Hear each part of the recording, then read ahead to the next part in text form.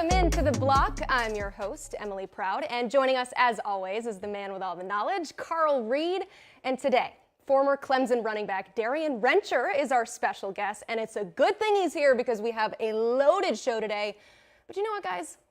We have so much great momentum rolling on this show right now. I'm just going to kill it.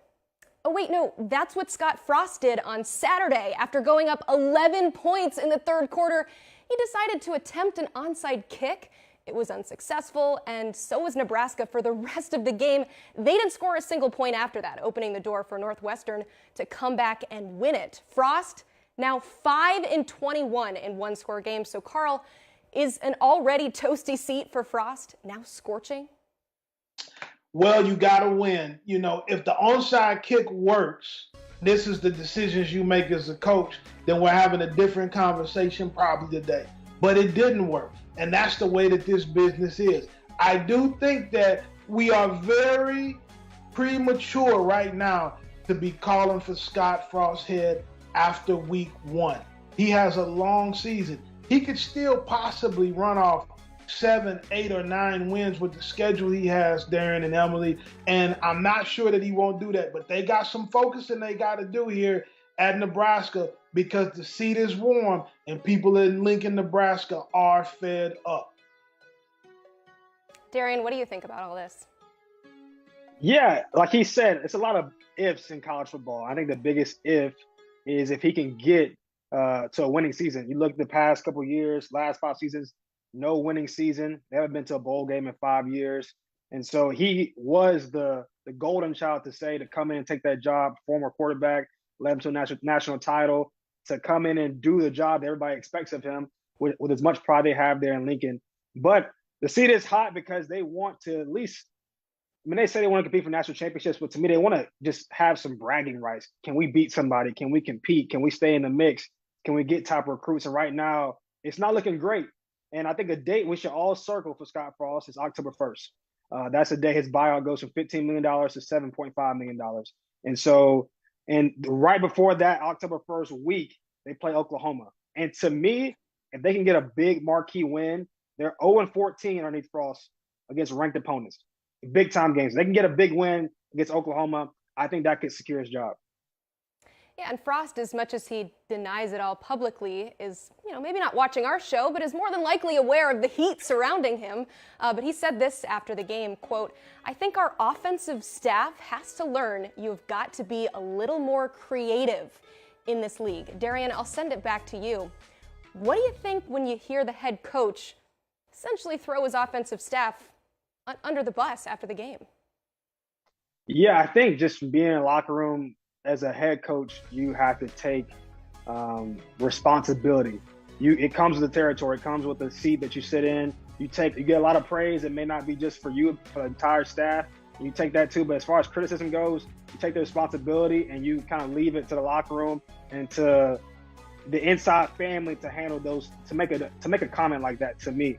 And at the same time, if you actually look at the game, they show more offensive power than they've shown in a long time. They got the transfer in, Casey Thompson from Texas. They threw for more yards on average than they did all last season. And so I think it was kind of like an interesting take for him to say that. I think it was one of those things just kind of out of frustration they lost the first game. I don't think it's actually true. Very Bush League right here for Scott Frost to throw his offensive staff under the bus. His offense has been anemic throughout his entire run at Nebraska. And in a loss, in a decision where you chose the onside kick and kill your team's momentum, you come back out in the media and blame it on your offensive staff. When you yourself are an offensive-minded guy yourself, and you are supposed to be still helping as the run game coordinator. At any point in that game, if you did not like the way things were going offensively, you have the offensive wherewithal, the know-how, and the ability as the head football coach to overrule any play call that was made. I think it's a very bad look on you throwing Mark Whipple and the offensive staff under the bus, and that's something that you should monitor also because that can make coaching staffs and coaching meeting rooms very icy when the head coach does that publicly. I think that was a terrible move on his part. Well, Carl, that's exactly what I was going to ask you. Is it's one thing to have the on-field results, and that has left something to be desired for Nebraska. It's another thing to have this rift and to say things like this publicly. Does that matter when you're evaluating whether or not to move on from Scott Frost in the eyes of Nebraska? Well, it matters because your coaches will start to turn on you when you throw them under the bus. And you being able to manage your coaching staff is one of the biggest issues. How do you think those guys feel today? How do you think those guys respond to you after you publicly dog them out and humiliate them? And that sounds like a reach from a desperate guy in a situation like that. The right thing to do was to bring everybody in the room and say, we got to figure this out. Because in football, more than any other sport, you have got to do it together. It's too many moving parts. You got to sit in the room. You got to figure things out. We got to win together. We got to take our losses together like men, and we got to move on. Pointing fingers never gets anybody anywhere. And to that point, I would just say, as you look at a team, if this team is going to make that leap for Scott Frost and for them to go in and to keep his job, to say, you need everything working in your favor. And to me, that paints a bad light and just kind of divides the team on the coaching staff and as far as the players, or something like that happens publicly, because you need everybody working on the same accord, which is a big if they're going to make this run for Scott Frost in Nebraska. There was some positives in that game, namely for the team that beat Nebraska. That is, of course, Northwestern. And Carl Reed, you're debuting a new segment this week, so I'm going to let you take the floor here. Guys, everybody who knows me or follows me on social media at Coach Reed Live, you know that I love running the football. I think that everybody should run the football. You want to know why? Because every time you throw a pass and it's incomplete, a dove dies. This week, my Run the Rock team of the week is the Northwestern Wildcats behind 47 rushes, 214 yards, 2 touchdowns. Evan Hull, Cam Porter did a great job running the football. And you have to love offensive line coach Kurt Anderson's shot he took on Twitter at the Nebraska Cornhuskers. Lou Ayeni, one of the top running back coaches in the country, has been raving about his backfield. They showed it. They dominated the game at the line of scrimmage. My Run the Rock team of the week, Northwestern, Pat Fitzgerald's Wildcats. I mean, we have a running back here, so we got to hear from Darien. What do you think about that pick? I mean, so you look at, I salute the pick. You got to maybe give an honorable mention to some of these teams throughout the week. Week 0, Vanderbilt also rushed for 400 yards. That was a big game for them. To me, I like Carl did, I salute Northwestern for getting it done in a bigger game. Vanderbilt blew out the team they played in Hawaii. But at the same time, they had 400 yards. And so as a running back, and Carl's former head coach, you know, if you can run the rock, it opens up a lot of things for the team. And so salute to Northwestern for getting it done. And it really paints a lot of confidence throughout the season as far as offensive line, the offensive staff, where you can run the ball. Absolutely. All right, guys, let's switch gears here. Another week 1 game with Florida A&M University and UNC, and there was a lot of drama leading up to the game, but we'll start with what actually happened on the field. The Rattlers were 44.5 dogs coming into this game before they eventually took the game off the books, but they were only down 11 at the end of the third quarter, and all of this despite being down 20 players, including Buck Buchanan Award winner Isaiah Land. Now, to lose that many players to ineligibility on the eve of the season opener, first off, how the heck does that happen? Carl, you were very outspoken on Twitter about this over the weekend, so explain, why should we not be surprised given what you know? This is something that we have to talk about, and it makes people very uncomfortable.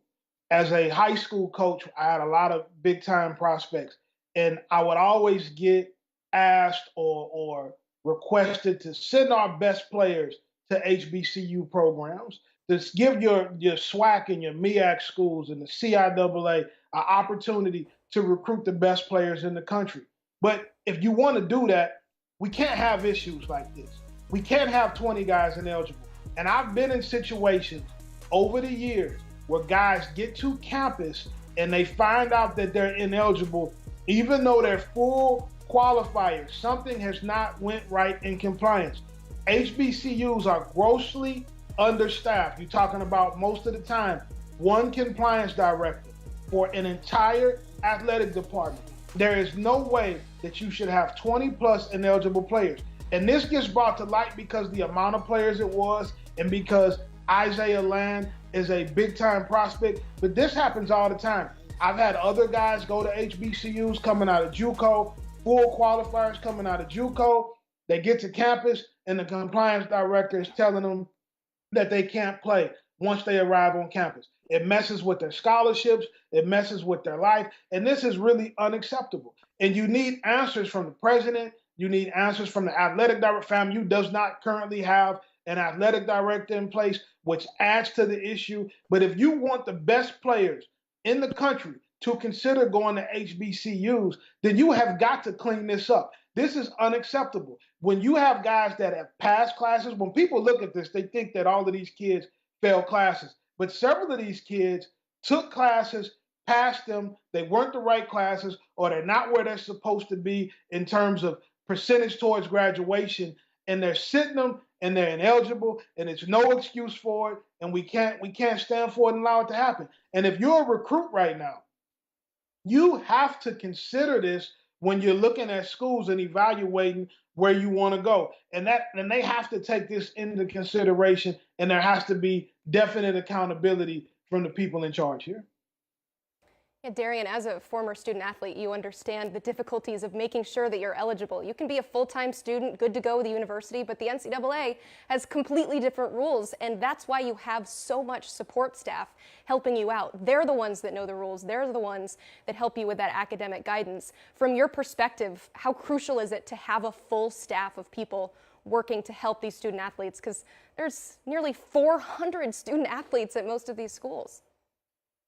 It's imperative. I think you look at my experience at Clemson, I was really blessed to have like causing a full staff, one just dedicated strictly to football because they understand like it's a very underestimated job, underrated job because you kind of like, they just do the academic stuff. But when you have situations like this, you see the magnitude of this job not going well.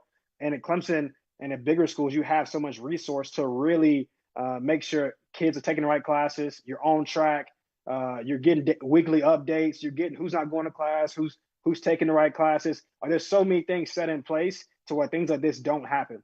And so when you see incidents like this, you really can't blame the kids. It really is from like an administrative standpoint. How do you help these kids, give them an environment where they can thrive and grow, and to where when it comes time, the most important time, obviously school is important, but those guys can't even play football. And now right before a big season, they've worked all off season, and now they can't play because something that they thought they were doing right was actually wrong. It's sad to see. And you referenced this. The players actually, they voiced their concerns to the school about playing the game so shorthanded ahead of time and how the school itself had handled this situation. But FAMU president, Dr. Larry Robinson said this, quote, "The issues raised by these young men will get our full time and attention and will be prioritized by our recently established athletic support committee." Now, Carl, if you're Coach Simmons here talking to his team or talking to the administration, what are you asking? What do you need to have in order to make sure that this never happens again? Well, first off, I don't need a committee to get together and convene on the ridiculousness of what's going on. The first thing I need, if I'm Willie Simmons, I say I need a compliance director strictly for football.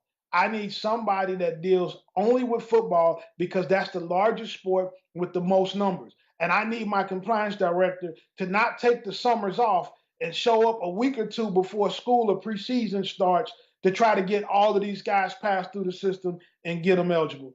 I need for complete transparency on where the finances are going for the money that we're getting for me taking my team to play Power 5 teams like North Carolina for $500,000 and getting our heads beat in for the university. I need to know where that money is going because a certain percentage of those dollars should be going to properly staffing the compliance department for football. You shouldn't have to take an undermanned team up there and lose to North Carolina, ACC school, and not even have any idea of where any of that money is going. That department should be staffed from a compliance, from an academic support staff. We are consistently, and they're not the only ones, we're consistently taking these HBCU programs to take beatings on the national level to powerhouse schools. I need answers to those questions. And if I can't get them, then I have to take my show somewhere else.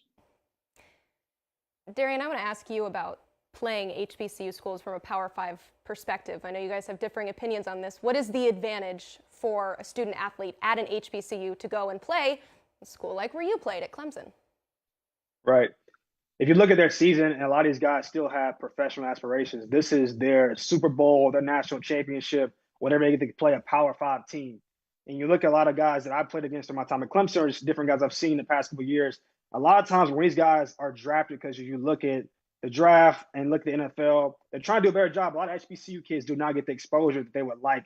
That's why you see guys like Deion Sanders, Eddie George, different people trying to come to these HBCUs and bring exposure, bring excitement, bring some swagger to these schools, so they don't have it. So a lot of these kids, when they see a Power 5 school, they circle on their calendars, and this is the game where they've worked, they feel overrated, they feel overlooked, they feel like people have been sleeping on you. This is the game where, like, all right, this is a time for me to prove that I am who I think I am, or for me to, like, all right, these guys are that much better than me. But for a lot of guys, this is the game.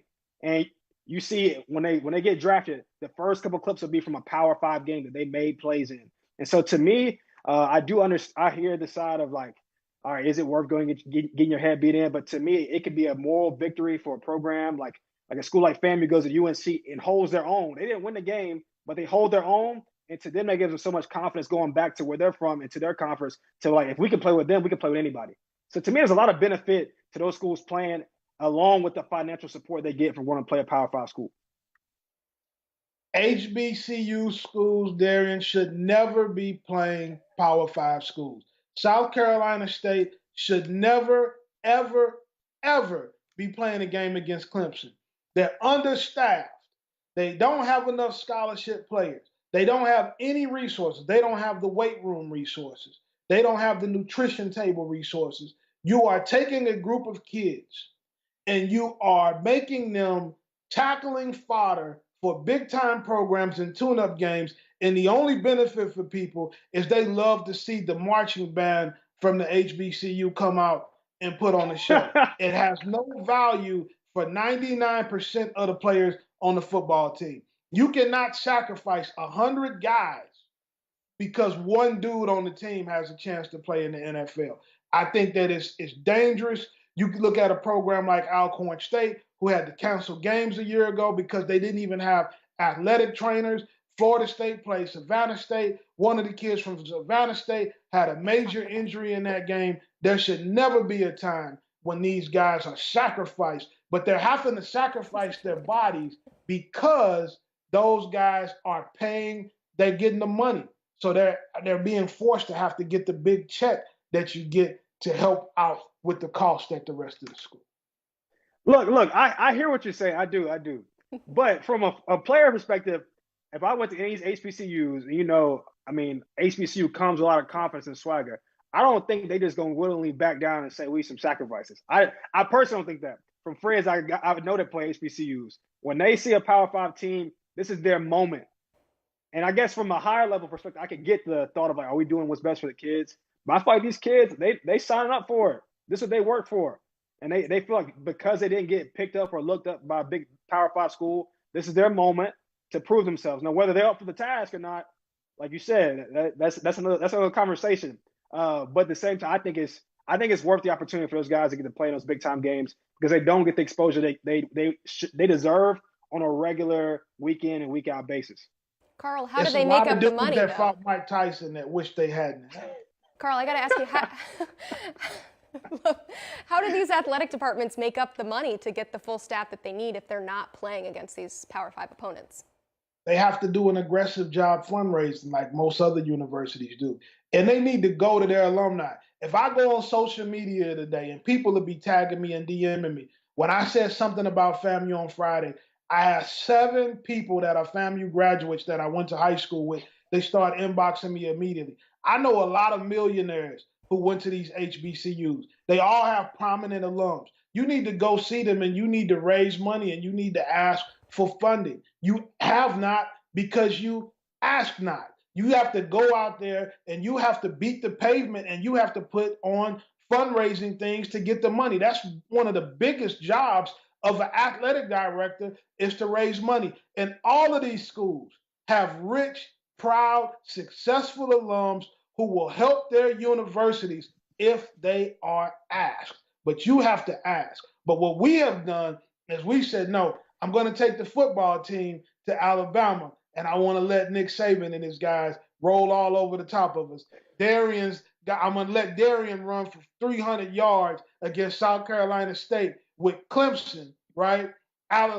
You guys beat Alabama that year, but you're going to play South Carolina State. Like, come on, man. Like, that's not the right way to go about that. Darien, how do you manufacture these opportunities that you're talking about, the advantage of having these games, making sure that NFL scouts see you? Is there still a way to make that happen and to get those opportunities if you're not being served up to a Clemson? Well, you see, just like he was alluding to, I mean, you really have to help get exposure. That's why you see a Deion Sanders at Jackson State, making that school a cool place, a confident place to come to, bringing a lot of eyeballs to the program. As you've seen, there's a lot of kids from Jackson State that have gotten opportunities to go to play the next level or play professionally in the leagues because they have eyeballs on the program. And so you have to figure out financially, like Carl was alluding to, how to get some money in, but you also have to figure out how do you get people to see us, to look at us, because a lot of these HBCU programs are overlooked. So to me, I think social media is what we live in. That's why we're doing this today on Twitter, and we're doing everything we're doing. You got to figure out how can we get eyeballs to our program. You see a lot of professional athletes that go on or want to support HBCUs. You bring them, like LeBron partnered with FAMU and their basketball team. How do we foster more opportunities like that for programs that need it? Because these kids deserve the exposure. They work like everybody else. They put in the hours, and I think it's everyone's job to help them be seen. Yep. And you don't just go to LeBron. Like, LeBron sponsored FAMU this year. When you tell LeBron, we need some cleats, but we also need a compliance director. And we need to pay that person about $50,000 or $60,000, LeBron. Can you cut me a check? And I bet you if the powers that be sit down and ask them, LeBron James, if you're listening, FAMU needs a compliance director. That job pays about $50,000 or $60,000. Can you cut these guys a check? Because they need it. We got a bunch of kids ineligible. They don't have proper compliance structure, and that's what you need. Guys, this was a great discussion. I appreciate you both digging in really deep, and I think we agree that something does need to change, and we need more transparency and funding and all of these things. So I think we all found some agreement there. But we're talking about the past. I want to look ahead. It's officially week 1, which means quarterback competitions are wrapping up. So let's start in Ann Arbor. Yeah, here we go, where Jim Harbaugh announced an unusual plan for his quarterbacks. It goes like this. Cade McNamara will start Saturday against Colorado State, and then J.J. McCarthy will get the start in week 2 against Hawaii. Then the winner will be revealed for their week 3 game against UConn. First off, what a luxury to have a schedule that allows you to do this. But Carl, I'll start with you. John Madden famously said, if you have 2 quarterbacks, you have none. Is that the case? Yes, that's the case, but normally. But there's always an exception to the rule. I think right here what you have in the transfer portal era is you trying to keep both guys happy so nobody will leave. Everybody understands that you're one play away from an injury, from having to play the number 2 guy. And right now, the number 2 guy at Michigan is pretty good. But what it seems like for me, and maybe I'm biased because I coached against the kid in high school, but J.J. McCarthy is the real deal, and he's special. I think he's the guy that's going to win this job. That's my opinion. But you have to give Cade an opportunity to keep his spot. But Jim Harbaugh is a guy that he can do some crazy things. But I think that McCarthy is the better guy. I think he's the more talented guy. There's always one that's a little better than the other, but this is a different type of situation. Darien, what does not naming a definitive starter do to a locker room? Are you looking for that leadership? Yeah, I do think it is weird in some sense because you got a guy in Cade who's a 14-game starter last year. He's one of the 5 team captains, the first quarterback to be named team captain under Jim Harbaugh. And so he has the respect of the locker room, and people are rooting for him to win. And to me, you see not full confidence in him to even say that, hey, the week 2, no matter what you do week 1, we're going to start this other kid. And to Jim Harbaugh's point, obviously he sees something in McCarthy. His playmaking ability is something people have talked about for a while. Carl Lewis that in high school. But he's talked about that. He makes plays with his feet. He makes plays extend. He turns nothing into something. So he has that playmaking ability. So obviously they've seen that throughout camp. And I think that he's trying to manage the roster right now. To me, it would be more impactful to just say, hey, I got full confidence in this guy and let this guy just figure it out. Because you want your quarterback. He's the leader of the team. He's the person driving the ship. You want that person to step out on the field and be like, all right, my coach has full confidence in me. Because whoever goes to that week 1, which will be Cade, he's sitting there. If I throw a pick, I might get benched. If I do this, instead of like, hey, I got full confidence in you, like go rock out, go do your thing, go ball out, and we're riding with you no matter what. That's not the case. So to me, it creates a little fear and anxiety into where like you hope you play well. If you don't, you know what your fate is. And so it's going to be interesting to see how it plays out. I don't know if one's getting set up for a failure or success, but we'll see. One thing about players, guys, is this. The players that are in practice every day all know the truth. Darien, when you were playing at Clemson and you had Trevor Lawrence and Kelly Bryant, it doesn't matter what happened. You guys knew the truth. You knew that Trevor Lawrence had to be the guy. It doesn't matter what anybody reported on. It doesn't matter that you gave Kelly Bryant a couple of starts early. The guys in the locker room, they know who the best guy is, and that's who they're going to want to go with in the end. And to me, that's an interesting point because, like you said, on that 2018 team, much respect to Kelly Bryant, but nobody in their right mind would change anything different after seeing how things played out. Trevor was a first-round pick since the time he stepped on campus, and he proved that by winning as many games as he did at Clemson. In this case, it's interesting, like you say, about the locker room because they voted this guy a team captain. They voted him to be the leader of their team going into this season, coming off a great season they had last year. So to me, I'm interested to see. I don't know if the locker room are admiring his leadership as being an older guy. But like you said, the guys in the locker room, as much as they want to deny it, or everybody knows the writing on the wall, and I'm not inside the locker room, so I don't know. Do the guys want McCarthy or they want McNamara to win the job? But it'll be decided week 3 for sure.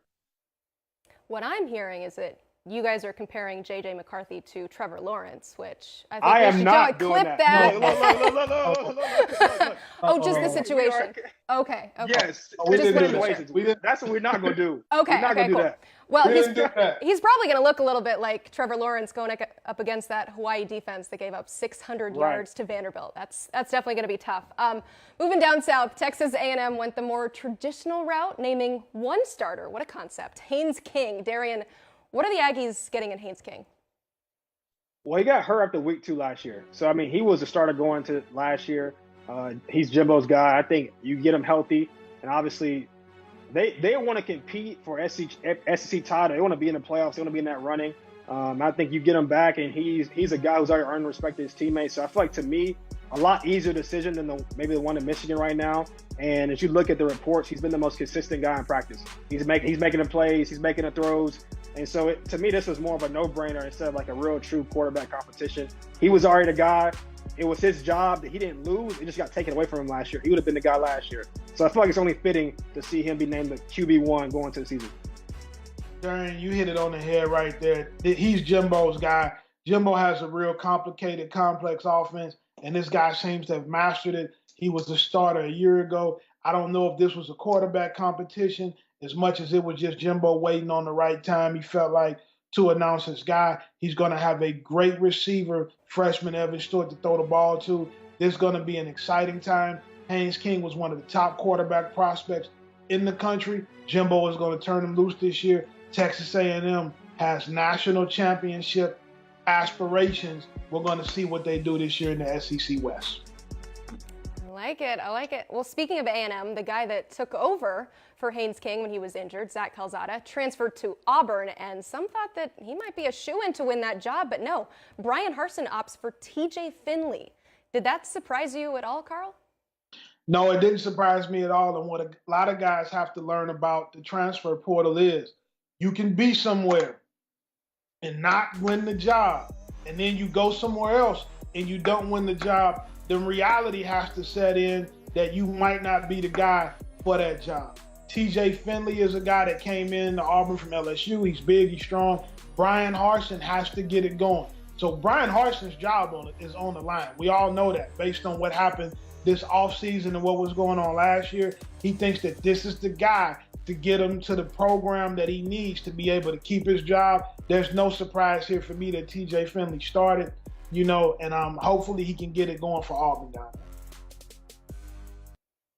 Darien, a lot of pressure on TJ Finley if he's the guy that's going to come in and save Brian Harsin's job. Is there pressure when it comes to that situation? 100%. Auburn's a prestigious program. Auburn wants to compete up there with everybody. They want to compete with the Bamas, the Georgias, everybody in the SEC, the LSUs. They want to get back to that reign they had of winning national titles and being the team in Alabama. And so you look at their schedule from last year, they lost the last 5 games. So there is a lot of pressure on the program in particular. And as a quarterback, like I said, drives everything. So he's got to be the guy to make plays. He's got to be a guy people can depend on. He's got to be the guy to be the example for the team. And so it's going to be interesting. Obviously, after Bo Nix went down, he stepped in and did a decent job. And like Carl was alluding to, you transfer over. And I think that was just to create some competition because TJ did a good job, but he wasn't like, all right, this is our guy going forward automatically. You bring a transfer in. And to me, that just kind of puts a little fire on the TJ. And I would assume he's had a great offseason for him to be named the starter. He's got more focused, more driven, and to go and win this job, I think he's got his work cut out for him. They got a pretty good schedule. I mean, until they play Penn State. So he's got two warm-up games to get him ready with Mercer and San Jose State. And he goes and plays. They play Penn State at home, and that'll be the game to really decide if he's a guy for the job or not. Carl, I see you smirking. Do you have something to say? You want the final word? Penn State, a tough place to play. It's a tough place. No, they got him at home. They got him at home. Oh, they're at Auburn. Yeah, they're at Auburn. So I feel like Penn State coming in. They got him at Auburn. All right, so they should be all right. They got him at Auburn. Certainly, and Auburn, that is a tough place to play. We should be telling Penn State that. Right. Guys, thank you so much for the discussion. And remember, you can watch The Block every Monday through Thursday at 1 p.m. right here on the 24/7 Sports YouTube page. Be sure to like, share, and subscribe, and we'll see you tomorrow.